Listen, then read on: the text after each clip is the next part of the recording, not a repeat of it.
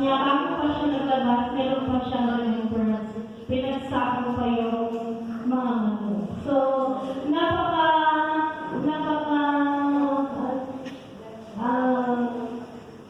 hindi po maman si Manong Buwit.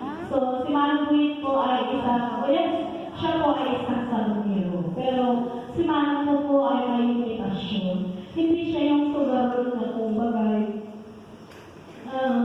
Lubos-lubos yung kanyang sugar. Marunong po siya magsugar. Marunong po siya ma-limit kung hanggang saan lang po ang kanyang kaya. So, ang masasabi ko lang, si Manong Buwit po ay isang mapagmahal na anak, sa kanyang mga magulang, sa aming mga magulang.